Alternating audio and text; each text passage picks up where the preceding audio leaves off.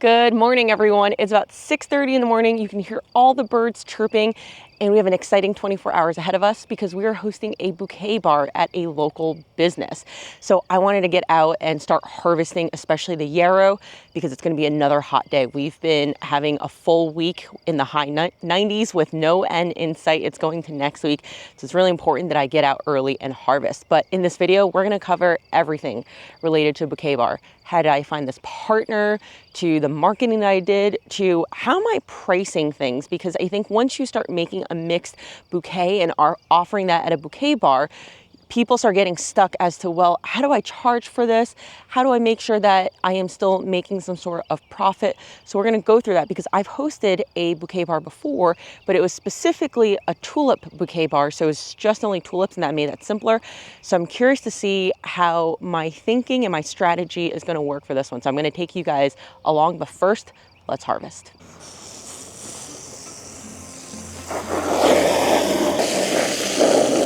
I predominantly sell my flowers to florists who are using my stems for things like weddings. Now, the color sorbet, raspberry red is typically not a sought after color in the wedding world, so that's why I'm prioritizing harvesting this color yarrow for my bouquet bar.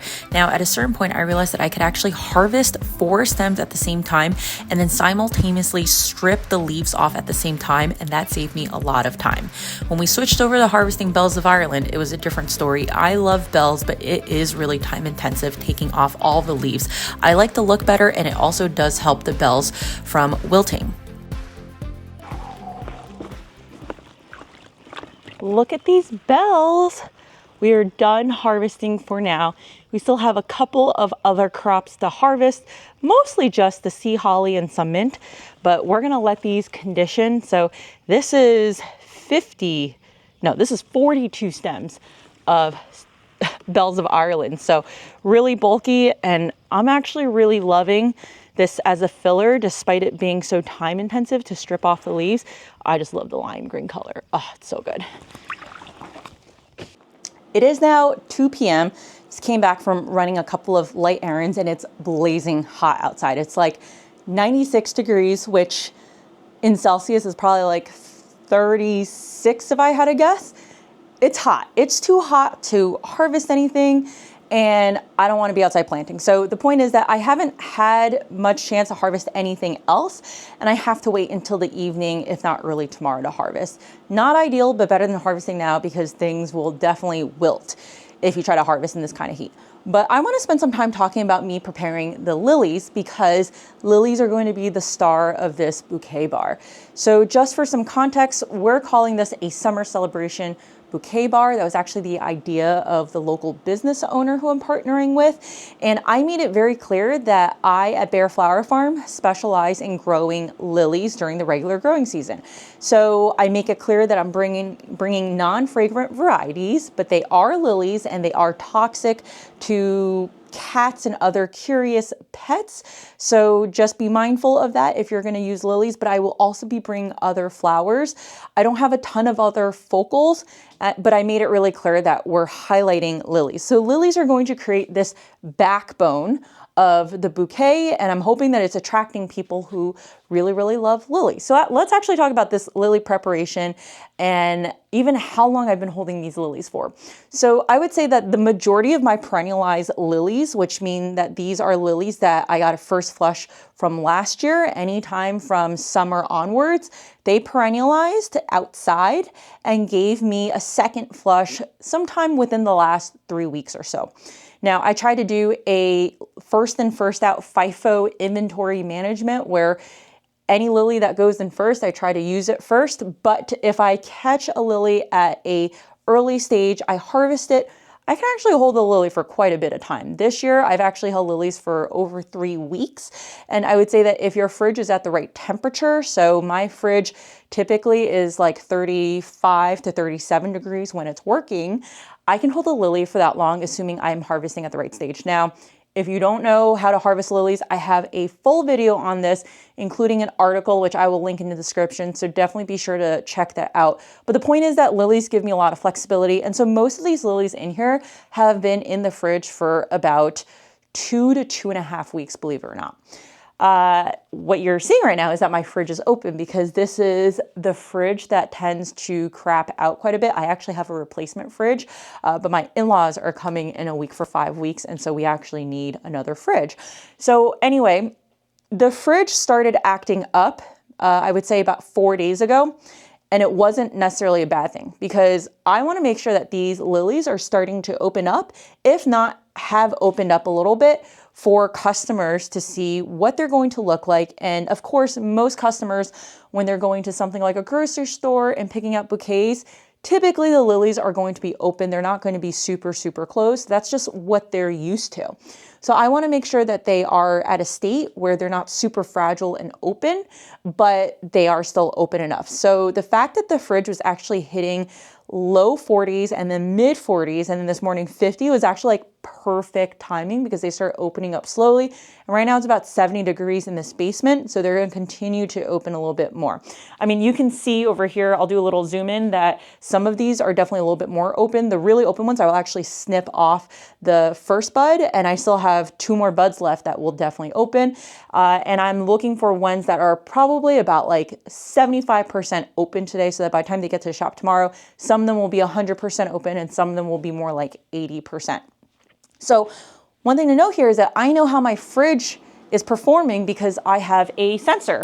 So I have this sensor. This video is not sponsored by Govi, whatever you want to call it, but I have these all around. I have these in my fridges, in my grow space. This is more important for me during the winter tulip forcing season, where I need to keep an eye on humidity and temperature. But during the regular season, it's equally as important for me to know how my fridge is behaving, because after going through multiple fridges, Eric, my husband, is a realtor, and believe it or not, a lot of times when people are moving, they either don't want their old fridge or whatever it is. So we have access to a bunch of fridges.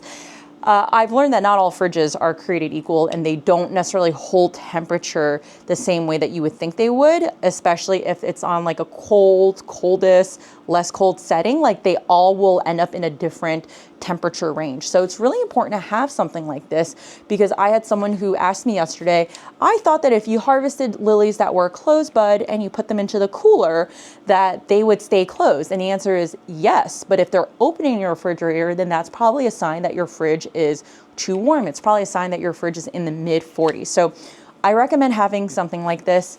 I also have an article talking about this because there's so many people who have asked me questions that I will link that in the description. Just be careful that when you buy something like this, you are aware that's either Bluetooth or wireless based. Bluetooth means that you have to be in the house to look at and see how the fridge is performing. But if it's wireless, you could be at work and still monitoring and see how things are performing. So something like this, which is wireless, is a little bit more expensive, but I actually think it's better than paying for the cheaper version, and basically you have to be at home to monitor. So I have all these lilies out, and then the next step is to basically put them into the bucket that they will be in when I get to the final destination. So I want to talk about 2 hacks that I've been thinking about in order to have a more smooth experience. So one of the things that I do when I host an event like a pop-up is I'm visualizing. I'm thinking about what are the step-by-step things that are going to happen in a single customer interaction, and how do I minimize the amount of inefficiencies that's going to happen. So visualization is actually something that a lot of athletes do, and I would definitely recommend you doing a similar exercise if you're going to like a farmer's market for the first time, or you're even delivering to a florist for the first time, right? Like, just visualize in your head what is expected to happen, because you might be able to troubleshoot a lot of things before the event even happens. So with these lilies, let me actually show you. This is a smaller bucket, but you can see these stems over here, right? These stems are probably over 2 feet. I do not need stems that are 2 feet, because the other stems that I harvested this morning are over 2 feet, and most people with vases are not going to need 2 foot tall arrangements anyway. So what I'm going to do is I'm going to make sure that the lilies are all more or less consistent in height, and basically at this like end state end state type of length that they will be, so that I can minimize the amount of cutting that needs to be done from a processing perspective. Because what I'm envisioning is that some people might want me to build their bouquet, some people might want to do it on their own, and then at the end they're gonna hand me a bouquet and I'm gonna snip off the ends to make sure they're all straight. I don't want a really tall lily like this with a shorter yarrow, because then people may not also realize that they need to be arranging in a way that's not having all the stems at the same length at the bottom, that it's more important at the top. Like, I've seen people arrange who have never done it before, and you would be surprised at, I guess, the lack of quote unquote common sense that we think is common sense, right? Like, they've never done it before. So I want to minimize them doing that, and then also minimize me needing to cut off like 5 inches of stem. So the first thing is to basically edit all of these stems to be the length that I want the final bouquet to be, give or take a couple of inches. The second hack is actually thinking about the bucket and what happens as the event progresses. So this here is a bucket that I like using. It is not one of those circular buckets. I have a bunch of those circular buckets. I don't love them because they're so fragile as a whole. So I tend to use these, and yeah, like, are they the best looking buckets? No. Could I buy something like a metal bucket? Yeah, but I don't do enough of these, I think, to justify that right now. So we're gonna go with one of these buckets. Now, these buckets inherently have a greater square inch area than a round bucket. And what that means is that when this is full of stems, that's fine. But as people start taking out stems, other stems are gonna start falling over. So I want to prevent that from happening mid bouquet bar, because what's going to happen is that the lilies are going to fall on top of each other. And if the lilies are open, lilies are unfortunately very prone to bruising or getting petals knocked off, or in worst case scenario, having their buds knocked off. And I would say that that does happen to me sometimes at home, and I'll just snip off that bud. And again, I have another secondary or tertiary bud to rely on, so that stem isn't lost. But it's not a great customer experience and feel if that's happening at the bouquet bar and I just snip off that head in front of them, because it kind of feels like there's a bit of wastage there. So I want to prevent that from happening. And the way I'm going to do that is through this. So I have these other Procana buckets that are a little bit smaller. And what's nice about it is you can literally stack it. Now, the problem is that this is a shorter bucket. So inherently I can't put a lily stem in here because it's just too short. But what I can do is I can put this in here, so that way all of the lily stems remain upright and they're not falling on top of each other. So these are just little things that I'm thinking about right now as I'm preparing for the bouquet bar. But without further ado, I am going to put these lilies into a new bucket with water, edit them, and then we'll go from there. Proper harvesting at the right stage is critical to being able to hold lilies for this long in the fridge. And if you have any questions on that, I actually have a video that you can check out. But today I am making sure that I am taking out any lilies that have fully blown open and keeping only the ones that have been cracked open. I find that the vase life for cracked open buds is around 5 to 7 days depending on variety, but since a full lily stem has multiple buds, typically a single stem can last anywhere from 10 to 14 days as multiple buds start opening up. So there are slightly over 60 stems in here, and there's obviously a variety of colors, but as you can see, like, this petal has already fallen. So I'm gonna snip this bud off over here. And this is what I mean by lilies being so fragile. So ideally these would actually go back to the cooler at this point. Cooler's broken, so it is what it is. But these all have so many multiple buds that I'm not at all concerned if these blow open, they get damaged in the car. I'll just edit them and make sure they look tidy when we are setting up. But I might actually bring some fragrant ones, but in low quantities, just so that in case someone's really sensitive to the smell of fragrant lilies, they're not gonna get like a migraine. But yeah, like 60 stems of fragrantless and probably about like 10 stems of fragrant type of lilies. It's now time to talk about our favorite topic, which is pricing. Earlier when I was harvesting, in my head, I wanted to bring about 22 bouquets. So I'm harvesting for around 22 bouquets, but the question was just how many total stems and ingredients was I going to put into a $20 bouquet. So you're gonna see here that I'm inputting the wholesale price that I sell my flowers at and then marking it up only by 1.5 times because my wholesale pricing is a little bit on the higher end since I'm selling to designers using them for higher end weddings. And ultimately what you'll find is that I took out sea holly as an ingredient because the math just didn't math. It got me closer to a $26 bouquet. By taking out the sea holly, I got a little bit closer to the $20 mark, and that was perfect. Later that night, I sat down with my favorite tool, which is a whiteboard, because I'm a very visual person, and basically I like seeing what I am thinking. I wanted to solve for this very simple question, which was, how do I take someone without any floral design experience and allow them to create a market style bouquet that looked good enough to basically be able to sell at a farmer's market? And that answer lied within design. So I have 4 simple ingredients. I have a focal, which would be a lily or sunflowers. Each bouquet would have 3 of them. Then I have 3 stems of yarrow, 2 stems of bells of Ireland, and 2 stems of mint. That's it. It's a total of 10 stems for a $20 bouquet. So how do I arrange the table in such a way that allows for a seamless flow so that people know exactly what bucket to go to and how many stems to pick up?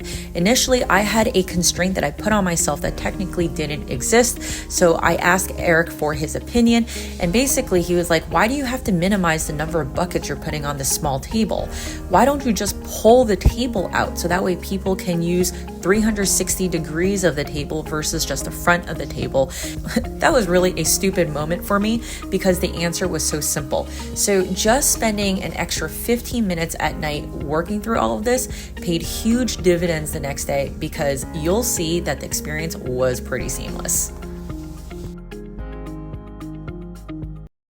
Hey everyone, it is now 6:45, the morning of the Bouquet Bar. We've got a little bit more harvesting to do with the mint, but some exciting news right now first that I want to show you. I mentioned that Eric and I got another fridge and we were able to set it up yesterday. So it's actually cool and running. We got the sensor in here, and right now it's telling me that this fridge is holding about 37.8 degrees. So I never just put stuff into a fridge that I haven't tested what the temperature is going to be like. This is perfect. So I'm actually going to be harvesting some lilies first, putting it in here, and then the mint, and then we'll get going. So as usual, I spent more time harvesting than I had anticipated. This hot weather is just making all the lilies really bud up and color up a lot more quickly than they're supposed to. So I spent a lot of time harvesting, not for this bouquet bar, but just to make sure that I could actually sell the lilies before they all blow up. And so let me show you what I have. So we've got a bucket over here where I think I'm going to try to do a deal on straight bunches of lilies as an add-on. This is my favorite double pollenless, fragrantless lily called Belvedere. We've got 20 bunches going out the door to the co-op this week. This is actually my favorite OT hybrid, or it's in competition with another one, but this is called Zelmira. It's a peachy one. So if you bought bulbs for me, these should be also coming in soon. Harvested the mint, which looks amazing. I've got a lot of mountain mint this year since I put in like 300 seedlings last year. This is just like literally, like I didn't even make a dent. And then I harvested more of the sunflowers, which are pretty close, but that's okay because I think that customers are going to be able to see the color of the interior, which is green. I think this is like Sunrich. And then, yeah, then we got our yarrow. So I'm just going to do some organization and then I'm going to go inside and wake up the baby. A couple of logistical things left to do, including updating the lettering board. This is one that I got off of Amazon and it works perfectly fine for me. I also updated my square inventory, including adding the 2 products for today into my favorites library section so that it'd be easier to access for checking out. Next, it was time to translate the output from the brainstorming session that I had with Eric onto paper. So I made these little signs in Canva, I printed them out, and I basically used a clothespin to put them onto each bucket so that people would know exactly which bucket to go to in which order. These were actually printed on big shipping labels, extra that I had over from another project, and of course I have a cutting board to make sure that all the edges are straight. I'm now in the process of loading the car. We've got about 50 minutes to Bouquet Bar. I'm about 20 minutes away. We agreed to basically set up about 20 minutes prior. Last time there's a line out the door. Hopefully this time there isn't a line out the door. It's a little bit stressful when there's a line. So far we have, it says on Facebook, 61 people who are either interested or going. My personal experience is that even though 60 people might say they're interested or want to go, it's not going to be 60 people, maybe like about a quarter. So I realistically brought enough stems for about 23 bouquets.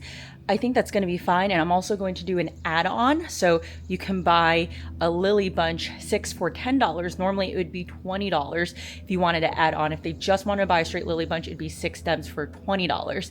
So there's also that optionality too there. So we'll see what happens. But right now I'm going to load. It's really, really hot, which is why I've loaded part of the car, but I've waited basically till the final second for the lilies. And I think at this point I've got everything ready and hopefully I haven't forgotten anything.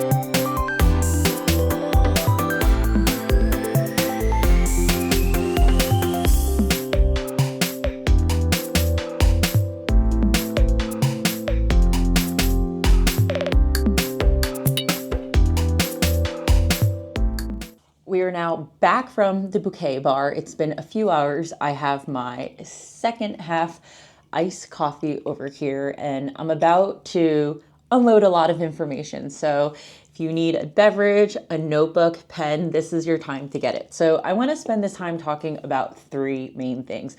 First, how did the event go overall? Of course, we're going to talk about the numbers, but I also want to talk about marketing. And then last but not least, profitability. And you'll see why I put it in air quotes.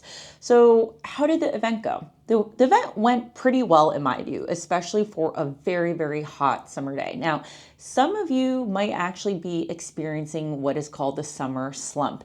And that is basically where sales start slowing down, and it's because school's out, people are going on vacations, it's getting really hot. Some people are starting to have their own gardens produce flowers. There's a variety of things that create the summer slump. But one thing to note is that one, you're not alone in this, but two, we are not the only ones who experience the summer slump. In fact, the business that I partnered with, we talked today about how usually it actually starts getting slow sometime in like mid-late June, all the way up to basically Labor Day. So it's a very real thing that a lot of businesses in the retail world experience. So I say this to put into context because definitely from a turnout perspective, the winter tulips Bouquet Bar was a bigger success than today.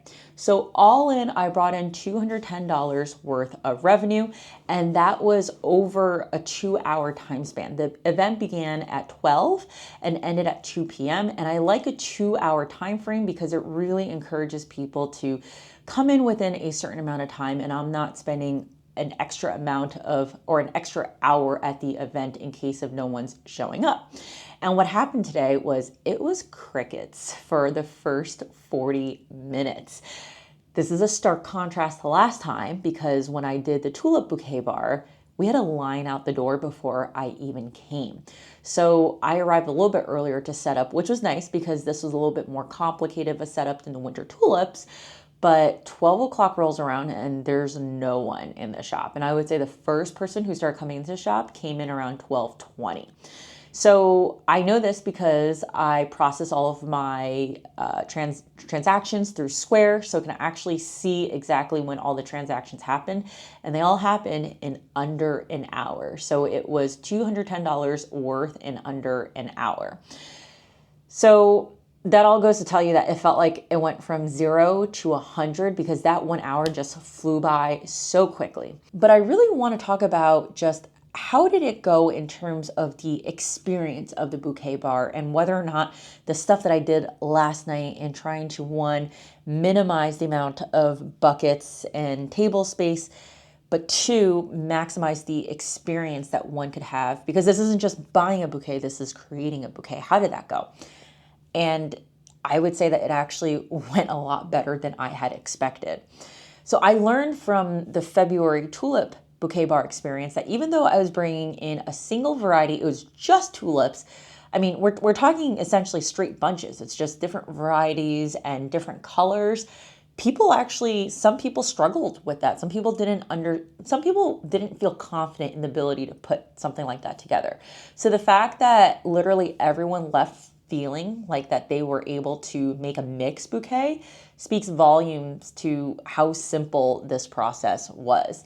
And I would say that in the beginning, we had the shop owner test out the step-by-step process, and she was able to make a wonderfully looking bouquet. We spent a little bit of time just her making that bouquet, me figuring out like, where do I need to direct someone? I started realizing that it was very clear the order in which you should be taking the stems and where you should be placing it. But height was actually something that was lacking in the description of the little card. So I ended up verbalizing that. So that one trial run was actually really helpful in that regard. And by the time we got to like the third customer, people were watching each other build the bouquets, hearing myself say it, and it really helped. So I would say at the peak, we had 4 people simultaneously making bouquets, and it's a relatively small space with a small table, but we were able to have the traffic flow around while other people were still shopping next to us. So that goes to tell you just how well this system worked. I would also say that the ability to provide that experience for people really elevated this Bouquet Bar because people felt a sense of accomplishment. And I actually think that they were more happy with the flowers that they got because they made them than because they were locally sourced. So if I had just made the bouquets and sold them, that would have been very different than them actually coming to build it, because you could tell that they left feeling pretty proud.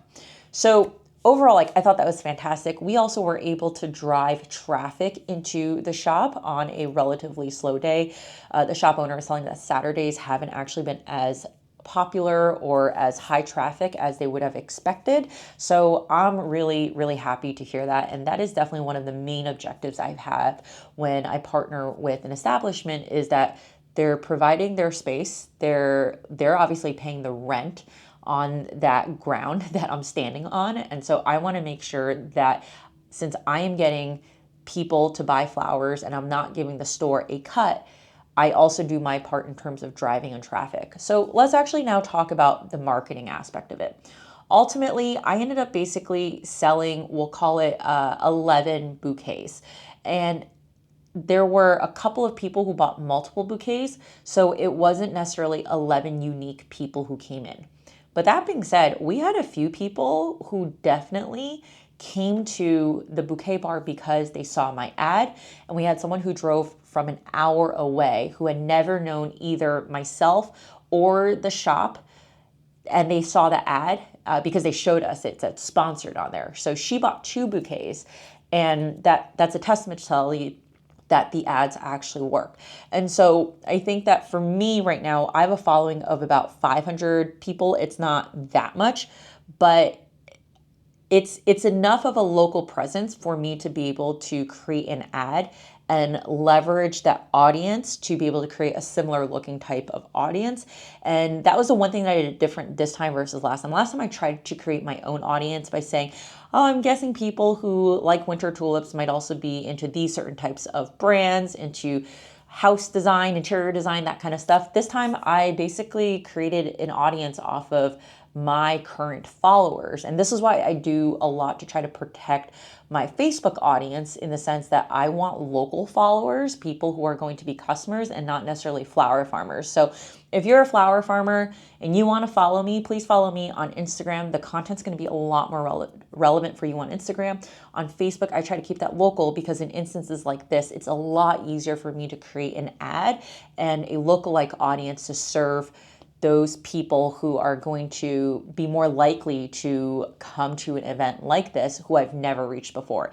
An ad also helps me reach people who are already following my page but would not have seen my ad because of the way Meta's algorithm works. So all of that to say is that my cost per acquisition for an event response actually went down quite a bit from the Tulip Bar. So I got a lot more responses, or it was a lot cheaper for me to acquire a response to the event than it was back in February.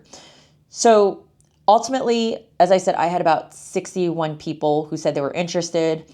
40 of them came from the ad, and really probably a few actually showed up. The other few who showed up were already customers of the store, customers of myself, and basically saw that we were hosting this and wanted to come in. So that is the marketing that I did. And in all honesty, it is not the best marketing that I could have done. It's been a very busy couple of weeks. And I was telling the shop owner that when we do something like this in the winter again for winter tulips, I actually want to set a date far out in advance and do a full-on marketing effort. I would say that if you're going to do a bouquet bar, like it'd be great to start marketing at least a month in advance and start getting people to mark their calendars with that event. Because even though most people are actually very last minute, at the end of the day, sometimes if you let them know 2 weeks in advance, they'll say, oh, like I've already had plans on this weekend that you have this bouquet bar. So I think that there's just a lot more that I would do if I had more time, but I'm actually pretty happy with the turnout. So ultimately I ended up moving something like 40 lily stems because I ended up selling 2 bouquets of that add-on lily bunch. So that was basically 5 stems for $10. And that's basically at wholesale pricing. And there was one mom who bought 2 of those in addition to a regular bouquet. So I'm pretty happy that things moved, a little bit of cash flow. But now let's actually talk about the profitability piece, because at the end of the day, when I think about the amount of time it took to harvest, the amount of time it took to prepare and do the light marketing that I did, as well as the time it took for me to prepare the logistics of the event itself, this event was definitely not a profitable event. But that being said, I don't go into pop-ups necessarily having that as an objective. I go into pop-ups, or I reached out to this business to partner in this pop-up when I recognized that, one, my lily stems are moving through florists, but not at the pace that I thought that they would. Because last year I started building some momentum with wholesale florists, but I would say that this year that momentum has kind of stalled. I've got a few florists who, if they have events, will actually buy lilies, but I've got depth and not breadth. So the homework that I have is to convince more florists to use them, and I am getting there. Like it's definitely better than before, but it's just the rate at which that's happening is a lot slower than I would have anticipated. So recognizing that I was going to have an influx of lilies come in, especially in this heat wave, I didn't know that we were going to have a heat wave, but recognizing that I was going to get a lot of lilies, I reached out to this business about a month ago. And that's when we started talking. And I would say that we settled on the date 3 weeks ahead of time. And then we started marketing about 2 weeks before this event. So when I approached this business, it was, one, I wanted to move those lily stems. I knew that the colors that I was getting in would be a little bit more attractive to retail versus wholesale. And the other thing is that a lot of the stems that I sold today, I would say about 70% were actually perennialized lilies. So these are lilies where I already got a first flush out of, I was able to sell them, and now I'm getting a second flush of lilies and selling them. So it's actually a profitable crop from that regard. But I also bought a mix for the predominant majority of them. So what that means is that, like, I don't know necessarily exactly what kind of color it's going to open up to. I harvest also a little bit on the early side. So it's hard for me to list for florists what to expect because it came from a mix. So that's the downside of ordering a mix. I get to experience a lot of different types of lily varieties, but it's a lot harder for me to push wholesale. So I knew that this mix was going to be blooming around this time. So that's why we set today's date for the Bouquet Bar. And so my number one objective is to move those lily stems. The second objective I have is really my main objective during the growing season whenever I sell retail, is to let people know that my specialty is winter tulips. So basically every single time someone was interested in talking about flowers or was buying a bouquet, I let them know, hey, you can sign up on this email list. I send farm updates, but also we specialize in winter tulips. So that is something that we do a little bit more regularly. We'll also offer delivery, right? So I want people to know that I will be around for winter tulips, and that is my main offering. And the reason why that's so important to me is, one, I am really, really scaling up winter tulips this year, but also the fact that my winter tulips is a subscription. It's CSA. It's 6 weeks. So it's a minimum of $120 just for the product. I might be raising my prices this year, but the point is that it's a high cart value. So I want to make sure that I have as many people who are at least aware that I am offering this upcoming season. So everything that I do this year in the growing season for retail, it's really to ultimately drive to people being interested in that winter tulip subscription. And that's why the profitability piece doesn't actually bother me that much, that this wasn't a super profitable event, because I got to interact with a ton of people. By a ton of people, I mean like 10 people, but I got to like really, really have conversations with them. I got to understand what brings you out here to buy flowers. Do you regularly buy flowers? Do you care about buying local flowers? Like, I really got into the headspace of the customers today. I really got to understand what made you actually drive an hour here. And did you actually really enjoy the experience, or was it the flowers that you came for, right? Like, that is really that's really important information for me, because it really impacts how I structure a future event. And I would say that a future event, I would definitely make it similarly experiential based. And if I weren't at a business that was like a consignment shop, then I would probably even raise my prices. And so this leads me to a topic that I didn't talk too much in detail about, but I did back in my video about my tulip bouquet bar workshop, is how I came to partner with this business. This is a local business. The shop owner was gifted one of my winter tulip bouquets from a shop employee. She loves flowers, reached out to me about a collaboration, and that's how we first collaborated for the February bouquets. Then she actually reached out over Mother's Day weekend to ask, hey, will you have extra flowers that we can just have our shoppers purchased? And unfortunately, at the time, like, I just didn't have enough stems. So I said, no, but would you be willing to do another bouquet bar sometime in June? And she said yes. So then I got back to her. And so I think it's really important for you to think about just what are some local businesses that you would want to support organically because their values align with yours. What are some businesses that already have some sort of established base of traffic that overlaps with your customer base? So for example, the people who shop at a consignment shop for clothes, jewelries, shoes are probably women who also buy flowers. The price point might be a little bit different in the sense that I'm not going to fetch a luxury price for the flowers, but there are still people who are going to be interested in flowers. Do I think I could have gotten away with a $25 price point? Yeah, I do. But the goal was to bring people out to the store to shop and to make sure that people had a good time. And even with $20, I'm still making money because the majority of the flowers that I sold today were perennials. In fact, the only flower that I did not sell today the only flower that was not a perennial today was bells of Ireland, and there were only 2 stems per bouquet. So overall, the time that it took to prepare this event drove down profitability, not necessarily because of the types of stems that I was providing.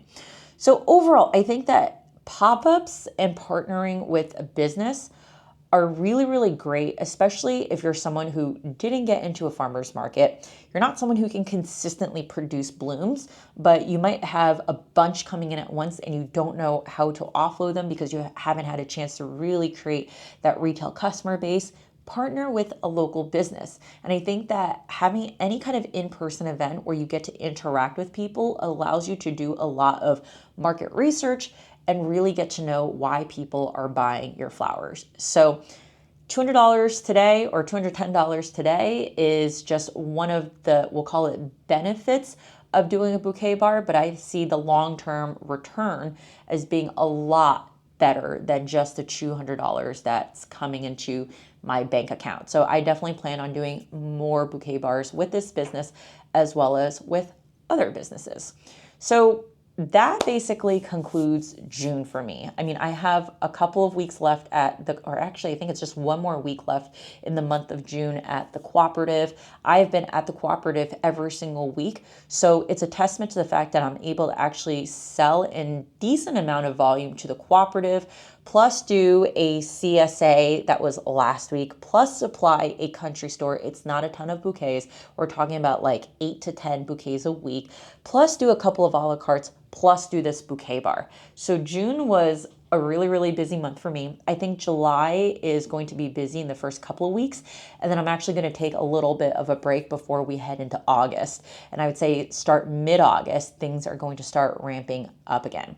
So anyway, I hope that this video was helpful because it didn't necessarily just show you, hey, like here's a bouquet bar and all the flowers that I'm offering, but it gave you a little bit of more insight as to how to price, how to structure the logistics of one, and really how to maximize these experiences that you could be providing for your local community. So let me know if you have any questions in the comments below, and I'll see you in the next video.